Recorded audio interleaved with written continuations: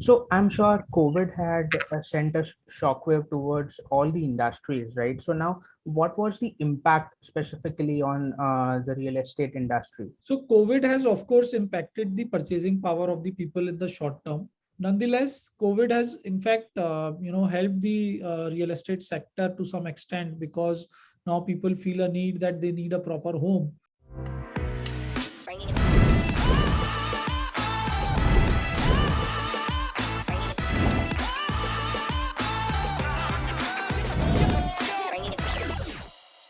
Hi, Ashish and Tushar. How are you doing today? Good, good. Thank you.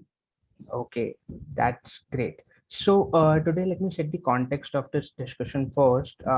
Today, we'll be talking about how tech is revolutionizing the real estate sector, right? So we'll be discussing on that, and today we have Mr. Tushar and Ashish, who are CEO and CTO of Property Pistol with us, right? So before we move to the first question, I would like to know more about your journey, Mr. Ashish and Tushar. How did it start, and how did you come up with the idea of Property Pistol? So basically, we started way back in 2013 March. We just completed 9 years of our journey. And the idea of Property Pistol is very simple. We want to ease the buyer's journey of property transaction. So today, if you look at, the journey is very broken. From the buyer's point of view, there is no single place where a buyer can go, look out for properties, search for properties, or do a peaceful transaction with a ease of mind. So we are lacking in the services segment of the property transaction industry today in India. Correct. This is a very big transaction of a person's life, probably one of the biggest in a person's life. But if you look at the experience of a person when he or she goes and buys a property in India, so the experience is very broken. There are so many stakeholders and there are so many touch points that it is not integrated. So Property Pistol's vision is to integrate the supply and demand side on the platform, and using technology, we want to ease the journey. Today, on an average, it takes more than a month for a buyer to close a transaction. We want a buyer to be enabled to do the transaction in a single day. Correct, correct, correct. So So, that's so, our idea. so you mentioned tech is also playing a big role in this, right? So, Yes. Mr. Tushar, since you are looking at the technology aspect of it, I would like to know more about that as well, like how the tech is enabling the real estate sector, and if you can shed some light over there. So basically, the as we are stepping into technology, and as the internet is becoming more accessible to the population. So people are opting for digital medium of property search, and it is helping them to reduce the time to buy a property. So if I talk about the sales velocity nowadays, so it is increasing with the penetration of technology. And in Property Pistol, we are focusing to increase our digital touch points with the buyers. You can check out our website, wherein we have very comprehensive set of listings, and like we would soon be launching a B2C app, which would be another digital touch point with the buyers. And we would be having features like virtual site visits and owners tenant connects. It would be a very rich app in terms of features. So and virtual site visits is something that we something that we see as future of real estate, that will definitely help in bringing down the time to closure. Correct, correct. That's true. So I also believe the same. Like tech is, playing the pivotal role in shaping the industry altogether. Now, if you can shed some light over the industry dynamics and what the industry market size is, and just an overview, it will be great. So overall, in India level, there are around 2.5 lakh apartments which get sold the residential space, and there are top 8 markets in the country which contribute to more than 75% of the entire market inventory in terms of residential space. So these are like Mumbai, Pune, Bangalore, Delhi, NCR. There are 2 pockets, Noida and Gurgaon, plus Hyderabad, Pune, Chennai. So, and Calcutta to some extent, and Ahmedabad. So these are the markets which are the top markets of the country, and they contribute almost more than 75-80% of the real estate stock which gets sold. And the biggest development which has happened recently in real estate is the implementation of RERA. So after the RERA is implemented, the dynamics have changed, and consolidation is happening in the industry with all prominent big top players which are corporatized and professionally managed taking over the space, and the smaller and the developers who are not corporatized and developers who are not ready for scale and developers who are doing a shady work, they are being relegated to the background. So these are the current industry dynamics, and of course corona has played a major role. But however, if you look at residential real estate space, the corona pandemic impact has not been that much.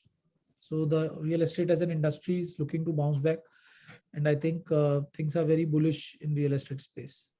Correct. So you mentioned, the industry is about to pick up the pace, right? So now, what are the key driving factors in terms of, what are driving the growth of this industry? If you can, highlight. So one is, of course, if you look at the macroeconomic parameters in the country, so country has a very stable governance, very progressive governance, and we are looking at a good economic growth in spite of the COVID environment. Okay. There's a lot of foreign investment which is coming in as far as the startup space is concerned, as far as foreign institutional investment is concerned. So if you look at the movement of the stock exchange, it goes to show that investor sentiment is bullish in the Indian economy. Then if you look at the infrastructural push by the government of India and state governments, so it has been immense in last few years. So the public spending always increases the the purchasing power of the people in the society. So that brings down the drill down effects in the economy, and we are seeing increased purchasing and increased spends by people because of the government and public spends. Correct. And if you look at from the point of view of positively motivate incentivizing the economy, so there are a lot of factors which government has taken to increase and pump up sales. For example, reduced home loan rates, cut in stamp duties, and things like that. So I am pretty these are the factors from the macroeconomic point of view which are helping the industry, and because of which we are seeing growth in the industry. Correct, correct. So, now the next question is for Mr. Tushar. Like, there are a lot of challenges that are being faced by consumers, right? While they look up for some property, or if they want to buy a property, right? So, how tech is enabling them to solve this problem? If you can shed some light over there. So, if I talk about problems that, a buyer typically faces, so we would categorize those problems into three parts. First is the information asymmetry. Like there is, disparity in the information that is available to all the parties. So, we are empowering the brokers to, become more and more learned, become more and more trained, upskilled, and, empowered enough to, to help in even dissipation of information for all the stakeholders. Like owner should know as much as the tenant should know, right? So the information has to be stable at all the ends. Second part is the inefficiencies. People don't have access to data. So what we are doing is we are gathering data from various registration portals, and we are preparing a database wherein we could see that what transaction has been done historically in a particular locality, so that we would get a trend of what a trend has been in terms of price, and how the real estate in a particular market is shaping up, and also people can take more and more informed decisions using these trends. And thirdly, if Correct. I talk about limited bargaining ability and representation, so if we empower brokers and if we have all the information on our portal, on our B2C app and on our website, like buyer will treat us as the one-stop shop of real estate. So that's what we aspire to be.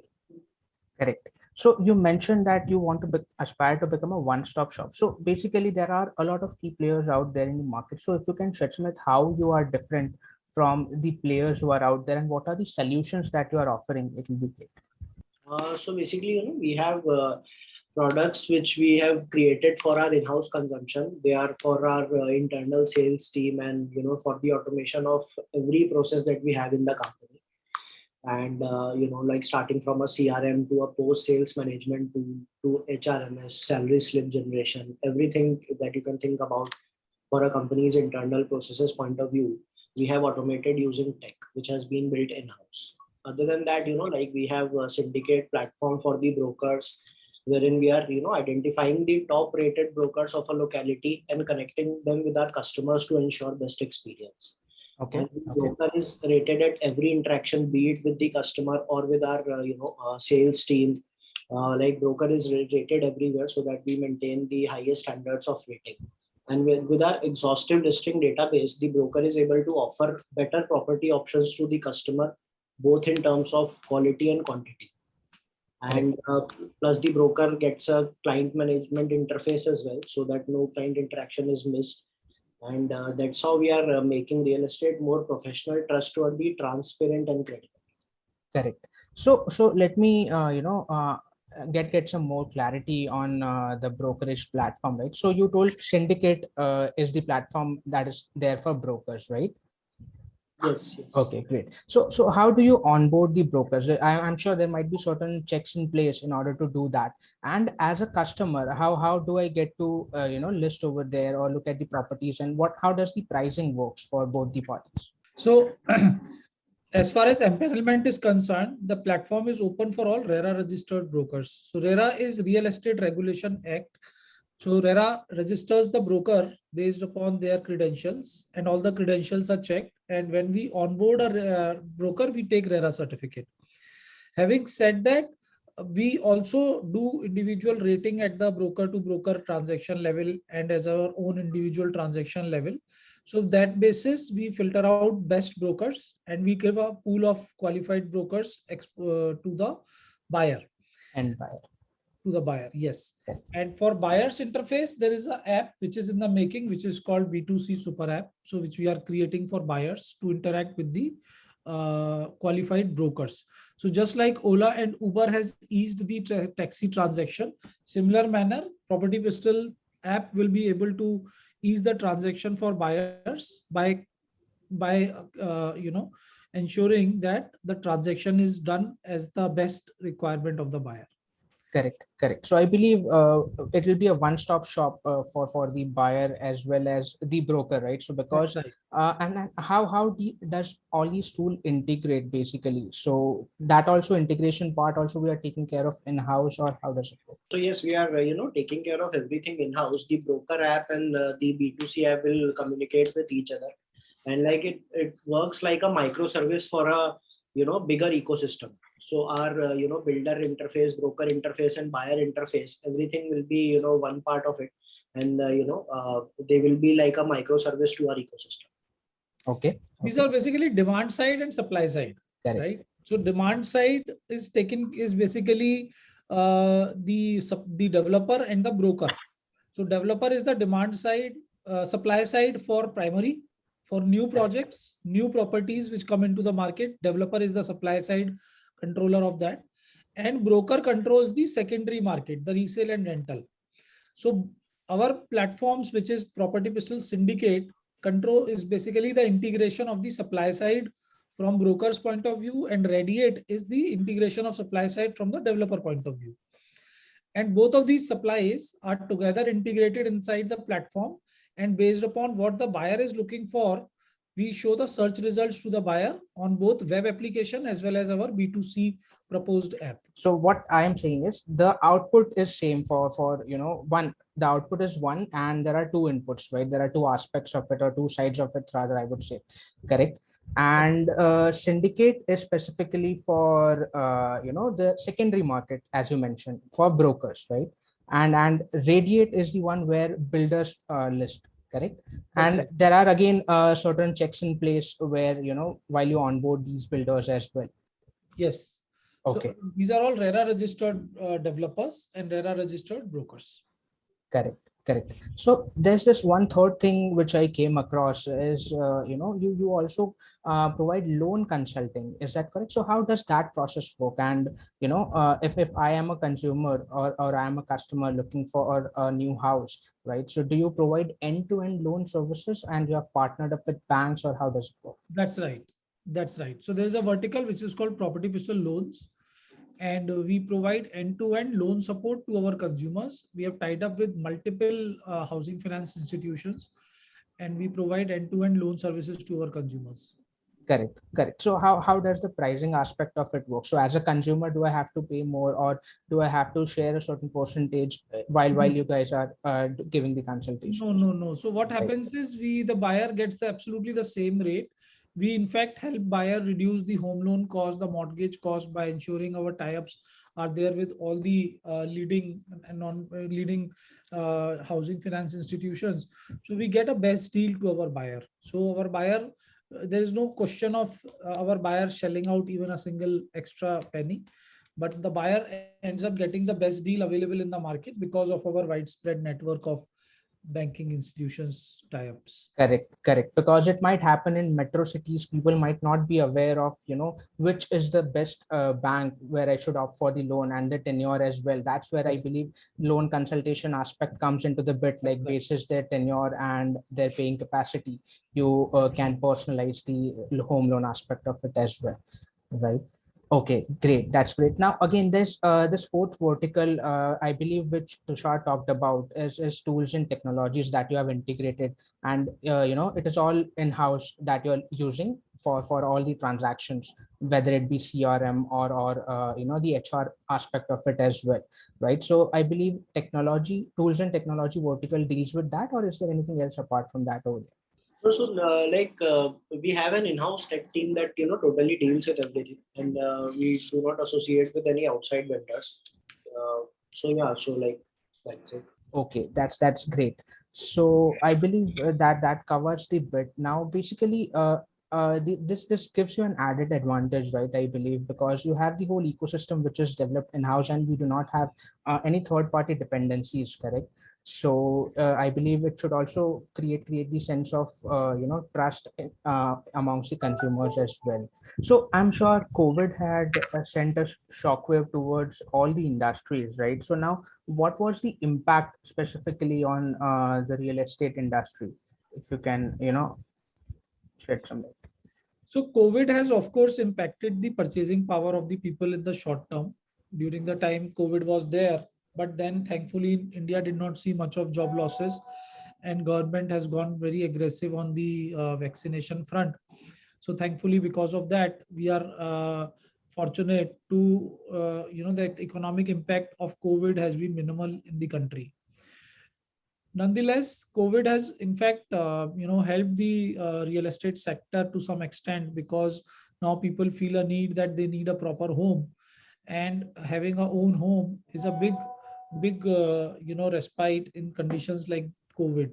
Okay, so in pandemic times people have realized the value of a good home, a comfortable home, and I think that is the reason which has given a good impetus on the sales. Apart from that, because of COVID, a lot of companies have started the work from home policy and flexibility in the office hours. So people are spending more and more time at home. And at the same time, because of digital push by the government and because of ease of availability of internet and high speed internet across the remote locations. So there are the other parts, not just the urban centers, but distant locations near the urban centers like remote areas in urbans. So those areas have also seen good demand. So there is a diversification of the supply from the supply side point of view. So all these factors have added to the real estate industry. Demand dynamics have changed, have been affected by COVID. Correct. Correct. So, you mentioned that you have been into this market since 2013, right? So I'm sure you might have seen the market evolve. So how has the market evolved or changed in your opinion, right? From back in 2013 to what we see today. So a lot of changes. For example, one major change is there's a shift towards bigger size of the apartment. We have seen the initially when we started, our average ticket size used to be around 55 odd lakhs. Now it is around 90 lakhs. We have seen good movement happening in luxury segment, in premium segment, particularly if you talk about areas like South Bombay. So there's a good change, and dynamics have changed if I compare over the last few years. Then, if you look at affordable segment, so affordable segment has consistently increased, and the number of apartments have gone up. So initially we used to sell lesser units. Today we are selling around 600 apartments every month. So that way, if you look at, there's a lot of changes which have happened over last few years. Then one of the major changes, as I said previously, also is corporatization. So initially, if you look at the inventory which is brought into the market, and the brands which bring the inventory into the market, that has shifted radically in last few years, particularly after RERA has come in, from two very premium developers. Initially, it used to be localized, strong developers, but now it is corporatized industry players like Godrej, Shapurji, L&T. So all of these big developers have started, cornering the supply side of the industry. So these are few important changes which I have seen in last few years of my journey. Right, that's quite interesting, right? So basically, people, like you mentioned, want to move to bigger spaces, and the government initiatives have also played a crucial part over there, right? And the lifestyle shift that people are wanting to have in their lives is tremendous, right? So now, where do you position yourself in the next maybe 3 or 4 years?